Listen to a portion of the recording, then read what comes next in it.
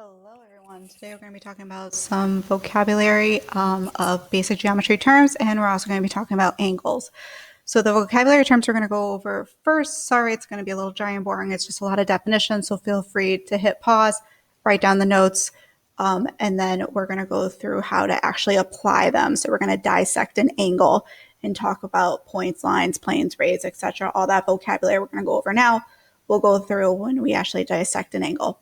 So the most basic geometry terms that we have are point, line, and plane. Those are the three words in geometry that we have that are considered undefined terms, because that is what every other geometry term we'll talk about this year all goes back to. So no, you're not going to have any sort of memorization done of any of these terms, but it's definitely good to know what they are so that you can apply it. So it's that application piece that we're really going to be focusing on. So a point, by definition, is a location in space. It has no size. It's represented by a small quote-unquote dot, and is named using one capital letter.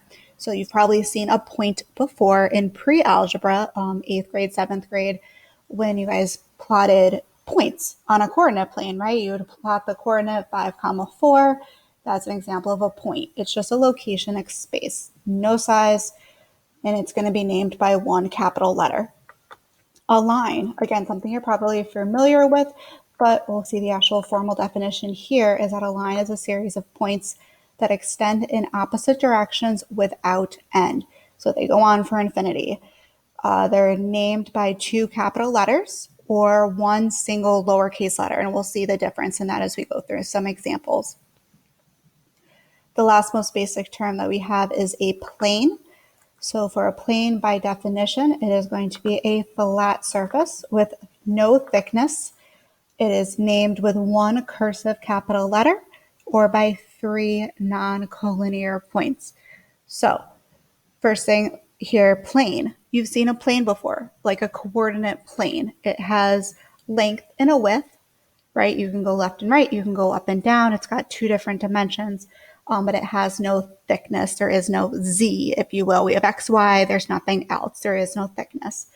As far as the naming is concerned, again, we will see later when we go through some examples, when can you use that one cursive capital letter? When can you use those three non-collinear points? And I'll define what non-collinear is in just a moment. All right.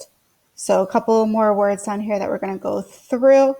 Line segment's a little intuitive. If we know that a line extends forever, segment means piece. So in that case, a line segment is going to be defined as a part of a line consisting of two endpoints and all points between them. And then it's named by its endpoints. A ray. So a ray, I like to think about a ray of sunshine here. A ray is going to be a part of a line. It consists of one endpoint, so that would be kind of like the sun itself. And then it extends in one direction forever.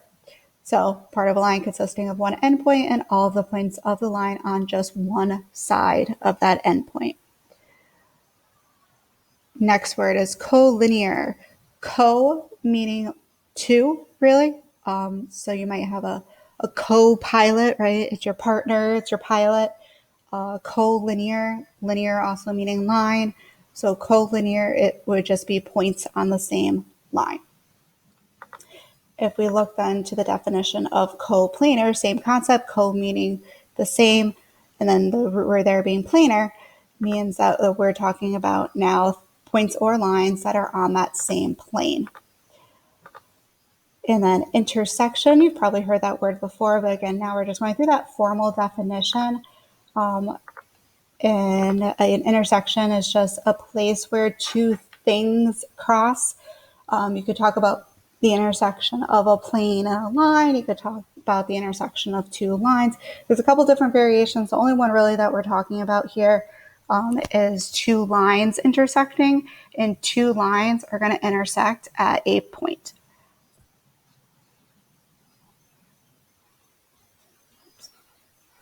I'll write it down there so we can see it. All right, so two lines are going to intersect at a point. All right, so those are just our basic definitions. And again, you're not going to have to memorize any of them. It's really just, can you use those words? So just become familiar with them, make flashcards if you need to, so that you know how to use them in a sentence. So speaking of those words now, let's go through dissecting an angle. So we've talked about those words below, like point. So here you probably notice that we have 3 points. So our 3 points, I'll circle them here in yellow. So we have a point here, and a point here. So we have point. So when you go through naming points, we're going to use just a dot to represent point, and we can name them. So we have point P, point Q, comma, point R. If we're going to name all those points, we could just name them with a little point. And again, as you saw from up above, the point is just a location of space, right? No size, and it's named using one capital letter. So that's exactly what I did here. I took the one capital letter that you see and I used it to name. So those are going to be an example of points. All right. Also in here, you probably see rays. So rays then, rays, we said we had one endpoint and then extends in one direction forever. So notice here we have arrows, right? We have an arrow here and we have an arrow here. So both of these lines right here, this piece right here, Q to R, is considered one ray. The endpoint being Q, and then it goes in the direction of R. The arrow symbolizes forever. Same concept. If we start at Q now and go through P, that's again going to be considered a ray because we're starting at an endpoint and we're going in one direction, the arrow symbolizing forever. The way we're going to notate that we're looking at rays is that we have to start with the endpoint. That is so important, and so many people get messed up with it. So we're going to start with that endpoint of Q. The first ray that we named was the Q that passed through point R. Okay.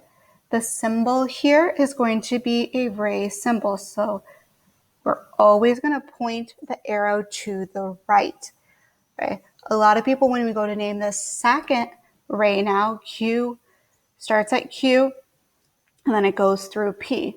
So Q, P. A lot of people want to draw the arrow this way. That is a big no. I can't even see that on my screen right now. Oh my gosh, this is so wrong. So the arrow always goes to the right because that's just a symbol. Every single time you're going to draw a ray, draw the arrow to the right first, then you write the end point first, and then write the next point that ray goes through. The symbol always goes in the same direction. And just like before, when we went over rays, we used 2 endpoints in order to name it. So here we're talking about dissecting an angle. So we have 2 rays that intersect at point Q. So 2 rays, last part here is we're going to have 2 rays, 2 rays intersect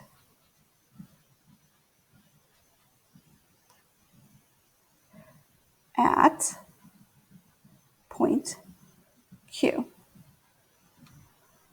Okay, so going over just some of those vocabulary words right here, we saw that we talked about points, we've talked about rays, and we've talked about intersect. Okay, so let's keep going. If we're going to talk about naming angles, there's a couple different ways that we can name an angle. An angle generally is named using 3 points. The 3 points need to be in a specific order. So if we're going to talk about this angle over here, the intersection point, Q, is also called the vertex. So he gets a couple different names.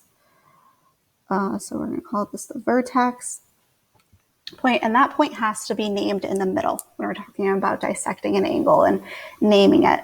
So we can name this angle. Think about it, if we have to use 3 letters and the vertex has to be in the middle, Yeah, you probably could have guessed it. One way we can name it is angle PQR.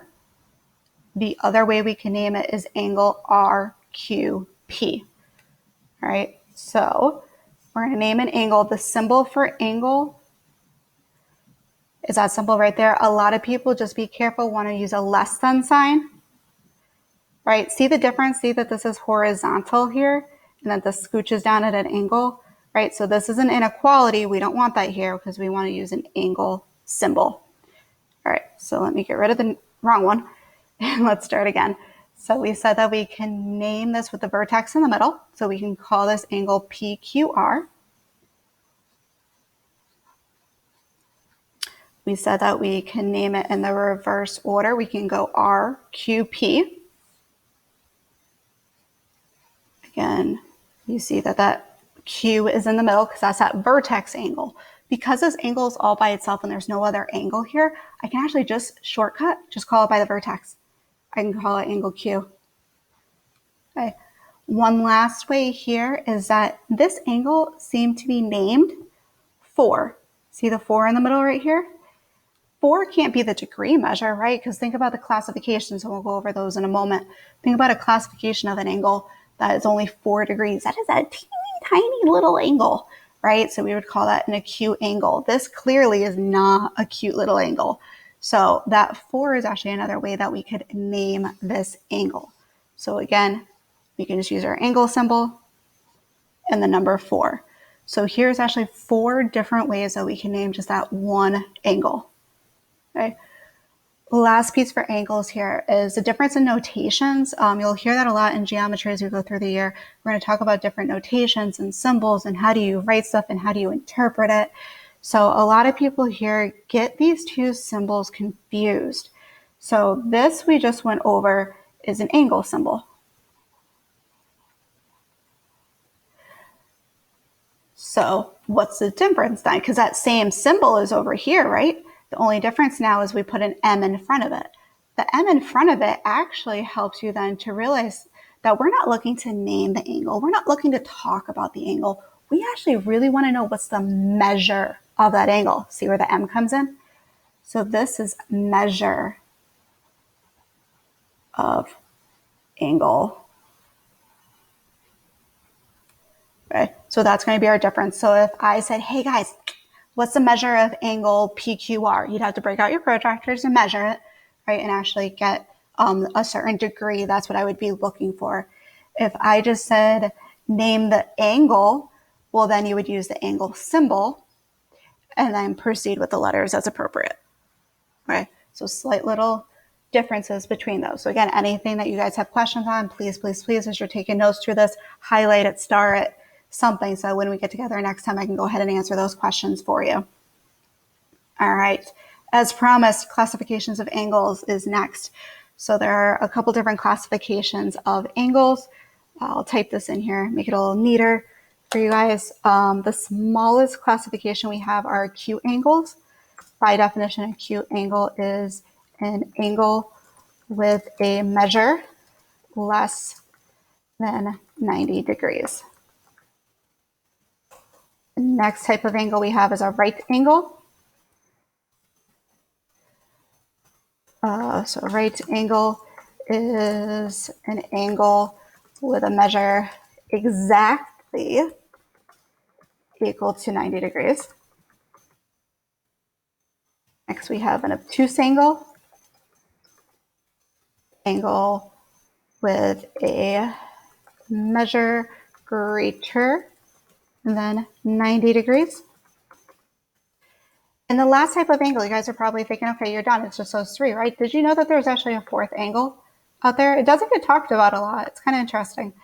But our 4th angle is actually called a straight angle. So as it sounds, a straight angle is just that, is exactly straight. So how many degrees is there in a straight line? So an angle with a measure exactly equal to 180 degrees. A straight line is 180 degrees. And those, my friends, is the classification of our 4 different angles. Again, You don't need to know the definitions, but you do need to know that if you're looking at an angle, you got to know whether it's acute, obtuse, right, or straight. All right, so with that being said, say I give you some questions like this. So take a moment, look at those angles, and see if you can decide how do you classify them. So go ahead and hit pause. When you're ready, you can hit play again, and we'll go over the answers. All right, first one here. Let's take a look. First one, I'm seeing this angle right here. It's an itty bitty little angle. It's just so gosh darn cute, right? It's an acute angle. Down below it, that's that example, that straight line we talked about. So that's going to be considered a straight angle.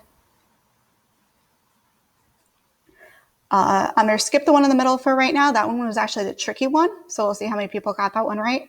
Over on the right-hand side, no pun intended, we have a right angle. And then down below it, that angle is greater than 90 degrees. So we're going to call that obtuse, which leaves us on with that middle angle. So, curious, anybody say acute? That would be considered incorrect. Even though the angle in here definitely is acute. It's a tiny little angle. It's definitely less than 90 degrees. But the question, see the circle on the outside here, means that that's the piece of the angle that it was asking about. So this angle over here is definitely a large angle. And that's why we would consider this to be an obtuse angle. All right, so be careful with those tricky ones. Make sure you're looking at the notation, right? We knew we were talking about this angle here because it was marked, right? We had the marking, we had the marking, we had the marking. All right, so here our marking was out here, and that's why that's considered an obtuse angle. The marking wasn't done on the inside. All right, so super careful there. And the last piece here, congruent segments. So definition, symbols, and notations. Oh my! These two segments here, they look pretty identical, don't they? And I'm pretty sure I used cut and paste when I created this, so they are actually the same length. So the way we would notate it and know for a certain fact that these are the exact same length is that we would have little tick marks on them. We have little tick marks on them like that. So with those tick marks, we would be able to conclude that, and this is a line segment, so again, that notation from before, two capital letters named by the endpoint, AB, and since there's segment CD, right, we would be able to say that they are congruent. The symbol for congruent is an equal sign with a squiggle on top. So we would say AB, segment AB is congruent to segment CD. All right, say we're going to make some congruent segments over here. Let's say I want segments with a length of 6. So I'm going to choose an endpoint here. Let's say I choose an endpoint here. I'm going to name it A. And I wanted to have the segment to have a length of 6 units. Well, if I count 1, 2, 3, 4, 5, 6, that means this one would be my other endpoint, or call it B. So this has a length, AB, equals 6 units. Right? I'm just making up values here.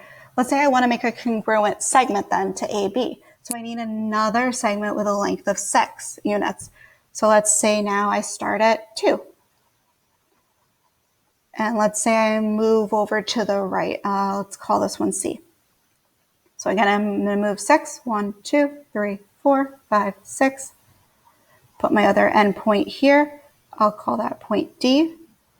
And then therefore now CD is equal to 6 units. Okay? Therefore, I can conclude that AB is congruent to CD. So notice, I did not make a mistake here, but you probably were looking at it going, wait, how come she didn't put the segment over the AB and the CD, right, up at the top? Very good observation if you saw that. If I'm talking about the length of a segment, I don't put the symbol. The symbol is purely for naming. So if I'm saying that AB is equal to 6 units, no segment over the top, not necessary. If I'm talking about now these segments being congruent to each other or having the same length, then absolutely I have to put those segments over the top. All right. So please make sure that you take your notes for this activity, write down any questions that you have. Next time we will get together, we will answer all of those questions. Thank you so much for watching.